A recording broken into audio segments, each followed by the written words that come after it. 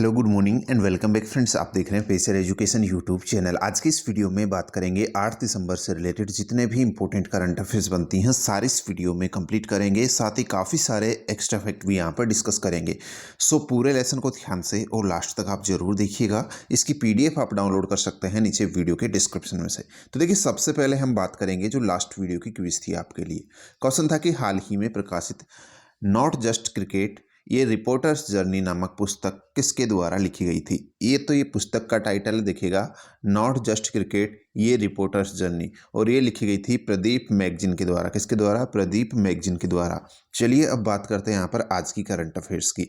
पहला अपडेट आपके सामने है, हाल ही में सेमरू ज्वालामुखी में विस्फोट से 14 से अधिक लोगों की मृत्यु हो गई और साथ ही दर्जनों लोग घायल हो गए। इस कारण से ये जो सेमरू ज्वालामुखी है ये चर्चा में रहा है अभी रिसेंटली। तो ये कहाँ पर स्थित है ये आपसे यहाँ पर पूछा जा रहा है। तो ये है इंडोनेशिया में। देखिए, ये इंडोनेशिया का ये एक काफ़ी बड़ा ज्वालामुखी है, सेमरू ज्वालामुखी, जिसमें हाल ही में विस्फोट के कारण कई सारे लोगों की जान और जो है गई है और कई सारे लोग जो है इसमें घायल हुए हैं। इस वजह से अभी अखबार की सुर्खियों में रहा है सेमरू ज्वालामुखी। तो ध्यान रखना है कहाँ पर स्थित है, इंडोनेशिया में है। चलिए नेक्स्ट अपडेट देखिएगा। 6 दिसंबर को रूस के राष्ट्रपति व्लादिमीर पुतिन ने भारत का दौरा किया है। उनकी यात्रा के दौरान भारत रूस के बीच में कितने समझौते पर हस्ताक्षर हुए हैं?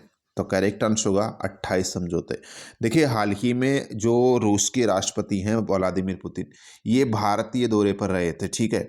और यहाँ पर देखिएगा, इसी दौरान जो है इन्होंने अपने समकक्ष के साथ जो है इन्होंने वो कई वार्ता की है और उसी दौरान इन्होंने टोटल दोनों देशों के बीच में 28 समझौते पर हस्ताक्षर किए हैं। यहाँ पर अगर इन 28 समझौतों की अगर मैं बात करता हूँ तो कौन कौन से क्षेत्र में समझौते हुए हैं, अगर यहाँ पे बात करते हैं तो देखिएगा, जो रक्षा मंत्री राजनाथ सिंह है और उनके जो रूसी समकक्ष है सर्गेई शोइगु, इनके बीच में जो बातचीत के बाद भारत के लिए जो है संयुक्त उद्यम इंडो रूसी राइफल्स प्राइवेट लिमिटेड के माध्यम से 601427 AK-307 राइफल्स खरीदने के लिए एक अनुबंध पर हस्ताक्षर किए गए हैं। साथ ही अन्य समझौतों में व्यापार, ऊर्जा, भौतिक संपदा, अकाउंटेंसी, बैंकिंग क्षेत्र में साइबर हमले, जनशक्ति, भूवैज्ञानिक अन्वेषण और सर्वेक्षण और संस्कृति और शिक्षा जैसे विविध क्षेत्रों में जो समझौते हैं वो इनमें शामिल हैं। तो ये सारे जो क्षेत्र हैं इनसे संबंधित ये टोटल 28 समझौते हुए हैं भारत रूस के बीच में हाल ही, जो यहाँ पर इनकी जो भारतीय राष्ट्रपति थे इनकी यहाँ पर यात्रा के दौरान, ठीक है। ये और एक चीज़ ध्यान रखिएगा, यहाँ देखिएगा भारत और रूस के बीच में ये पहली 2+2 वार्ता हुई है, ये भी आपको ध्यान में रखना है। चलिए नेक्स्ट अपडेट देखिएगा। चॉकलेट बर्ड फ्लीटर जो हाल ही खबरों में रही है किसकी प्रजाति है? तो ये एक तितली की नई प्रजाति है। देखिए, यहाँ पर तितली की नई प्रजाति है जिसको क्या नाम दिया गया है? चॉकलेट बर्ड फ्लीटर इसको नाम दिया गया है। और यहाँ पर देखिएगा, ये जो तितली की प्रजाति है ये कहाँ पर खोजी गई है? उत्तरी सिक्किम के दुंजोंग में खोजी गई है। ये तितली की नई प्रजाति इसको इसी स्थान पर खोजी गई थी और इसके बाद इसका जो वैज्ञानिक नाम है वो क्या रखा गया है? जोग्राफेट्स जोइंगुस जो है इसका क्या नाम रखा गया है? वैज्ञानिक नाम रखा गया है। तो ये भी आपको ध्यान रखना है, साइंटिफिक नेम जो है ये रखा गया है और इसका नॉर्मल नेम दिया है चॉकलेट बर्ड फ्लीटर, इसको नाम दिया गया है, ठीक है। चलिए नेक्स्ट यहाँ पर देखिएगा, BWF वर्ल्ड टूर 2021 के फाइनल में भारत की PV सिंधु ने कौन सा पदक जीता है? तो यहाँ पर देखिएगा, जो रजत पदक है वो यहाँ पर PV सिंधु ने जीता है। यहाँ पर वेरी इंपॉर्टेंट अपडेट है, ये ध्यान रखिएगा। हाल ही जो फाइनल हुआ था वो किसके बीच हुआ था? जो साउथ कोरिया की आन सियोंग है और भारत की जो PV सिंधु है, इन दोनों ने फाइनल खेला था। लेकिन फाइनल में क्या हुआ था? जो साउथ कोरिया की आन सियोंग है इन्होंने PV सिंधु को हराकर इसमें गोल्ड मेडल जीता था और PV सिंधु को यहाँ पर इन्होंने जो है सिल्वर मेडल से सामना कर, मतलब सिल्वर मेडल का जो है सिल्वर मेडल से संतोष करना पड़ा था। तो ये चीज़ ध्यान रखिएगा, PV सिंधु ने इसमें सिल्वर मेडल यानी कि रजत पदक जीता है, ये चीज़ को ध्यान रखना है। PV सिंधु की बात करते हैं तो 2018 में सिंधु ने खिताब जीता था, इसी के अंदर गोल्ड मेडल जीता था। ध्यान रखिएगा, जो 2018 में BWF वर्ल्ड टूर फाइनल था इसमें PV सिंधु ने गोल्ड मेडल जीता था, फाइनल खिताब इन्होंने ही जीता था। तब वे यह उपलब्धि हासिल करने वाली पहली भारतीय प्लेयर बनी थी। ये भी चीज़ ध्यान रखना है, पहली जो BWF वर्ल्ड टूर फाइनल जीता था वो PV सिंधु ने ही जीता था 2018 के अंदर। ठीक है, चलिए नेक्स्ट अपडेट देखिएगा। उपराष्ट्रपति वेंकैया नायडू ने किसके द्वारा लिखित the Midway battles Modi's roller coaster second term नामक पुस्तक का शुभारंभ किया है या फिर इसका विमोचन किया है? तो ये जो पुस्तक है ये किसके द्वारा लिखी गई है? ये लिखी गई है आपकी गौतम चिंतामणि के द्वारा। किसके द्वारा? गौतम चिंतामणि के द्वारा। देखिए हाल ही जो हमारे उपराष्ट्रपति हैं उन्होंने इस पुस्तक का विमोचन किया है जिसका टाइटल क्या है? The Midway battles Modi's roller coaster second term. Title ये है और पुस्तक जो है इसमें क्या दिखाया गया है, क्या लिखा गया है? तो ये पुस्तक में जो है भारत के राजनीतिक के प्रति जो परिदृश्य है उसका उल्लेख किया है। जो भारत का राजनीतिक परिदृश्य है उसका उल्लेख इस पुस्तक में किया गया है और यह वर्तमान प्रधानमंत्री नरेंद्र मोदी के दूसरे कार्यकाल का प्रतीक है।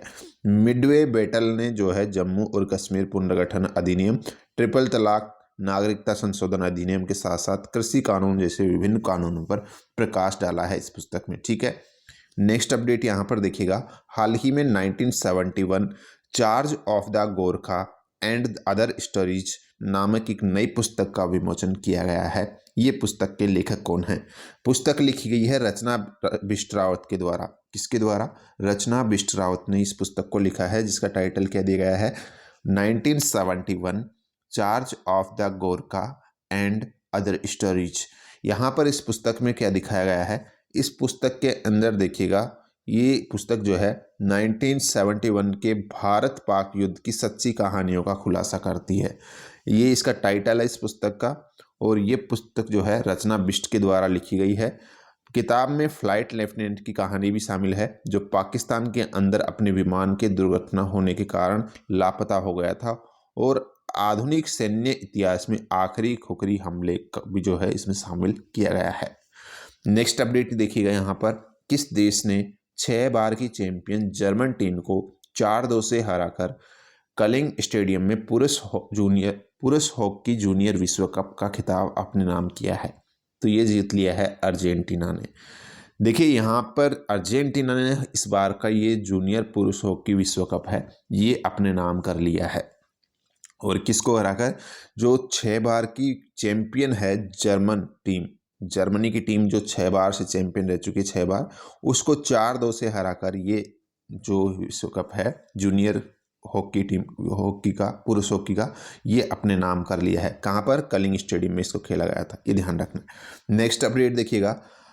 भारतीय रिजर्व बैंक जो RBI है इसके आंकड़ों के अनुसार कौन देश का प्रमुख विनिर्माण केंद्र बनने के लिए महाराष्ट्र को पीछे छोड़ गया है?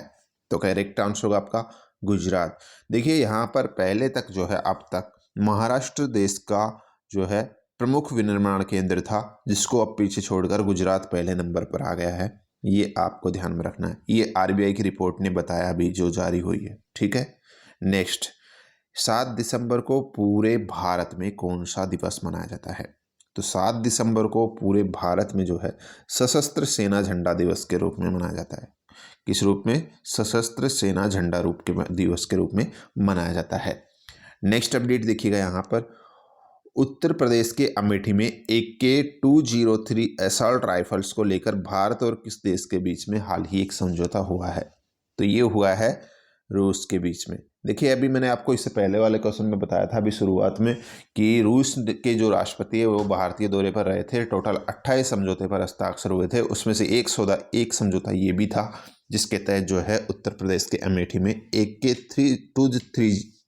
AK-203 असॉल्ट राइफल्स को निर्माण किया जाएगा। तो ये ध्यान रखना है, ये रूस के साथ समझौता हुआ है अभी। ठीक है, नेक्स्ट अंतर्राष्ट्रीय नागरिक उड्डयन दिवस या इंटरनेशनल सिविल एविएशन डे जो है ये निम्न में से किस दिन को मनाया जाता है? तो करेक्ट आंसर होगा आपका 7 दिसंबर को ये मनाया जाता है अंतर्राष्ट्रीय नागरिक उड्डयन दिवस। ठीक है, कितने दिन को? 7 दिसंबर को। नेक्स्ट है, भारत के किस राज्य ने सबसे पहले कोरोना वायरस के टीके की दूसरी खुराक सहित 100% टीकाकरण का लक्ष्य हासिल कर लिया है? तो ये किया है आपका हिमाचल प्रदेश ने, ये आपको ध्यान रखना है। ठीक है, चलिए नेक्स्ट अपडेट देखिएगा यहाँ पर अपना, दिसंबर 2021 में सी शॉर्ट फिल्म फेस्टिवल कहाँ आयोजित हुआ है? सी शॉर्ट फेस्टिवल जो फिल्म फेस्टिवल है ये कहाँ पर आयोजित हुआ है? तिरुवनंतपुरम में हुआ है। कहाँ पर?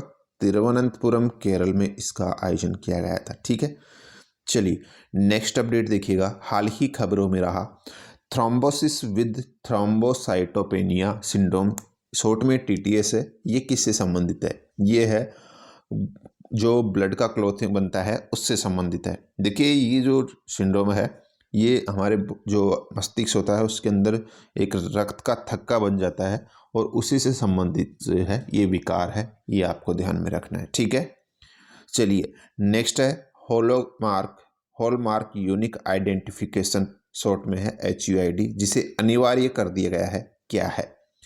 तो ये 6 अंकों का अल्फा न्यूमेरिक कोड है। क्या है?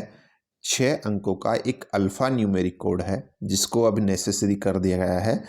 और ये कहाँ पर यूज किया जाएगा? जो ज्वेलरी होगी उनमें इसको अंकित किया जाना अब नेसेसरी कर दिया है।